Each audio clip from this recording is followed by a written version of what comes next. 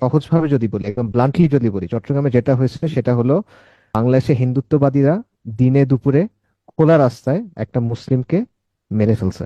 এখানে অস্পৃশ্যতার কোনো সুযোগ নাই। আপনি যদি শুধু এই লাইনটাই চিন্তা করেন যে এই ঘটনাটা ঘটছে, তাহলে বুঝবেন যে এটা কতটা সিগনিফিকেন্ট, কতটা বড় একটা ঘটনা, এবং এটা কত বড় একটা বার্তা আমাদেরকে দেয়।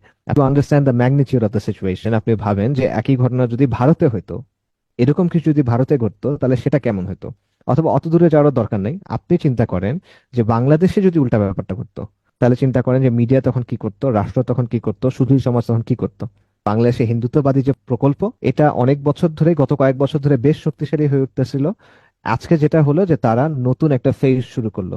তাদের যে প্রজেক্টটা এখানে আছে, বাংলাদেশে হিন্দুত্ববাদের যে প্রজেক্টটা চলমান, যেটার একটা ফ্রন্ট ইসকন, সেটার একটা নতুন, একটা ডেঞ্জারাস ফেজ আজকে শুরু হলো।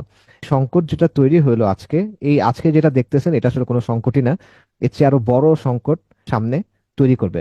হিন্দুত্ববাদী যে প্রকল্প এবং ভারতের এক্সপ্যানশনিস্ট যে প্রকল্প, এটা বাংলাদেশের জন্য একটা এক্সিস্টেন্সিয়াল ক্রাইসিস তৈরি করে রাখছে। আমরা এখনো বুঝতেছি না এটা সামনে আসলে অনেক বড় একটা ক্রাইসিস তৈরি করবে। এটা down the line, after years, আপনারা বুঝবেন যে এটা আমরা হয়তো বা পুরোপুরি বুঝতে পারবো, এটার ওয়েটটা আমরা হয়তো ধরতে পারবো যে এটা আসলে কতটা সিগনিফিকেন্ট একটা ইভেন্ট ছিল।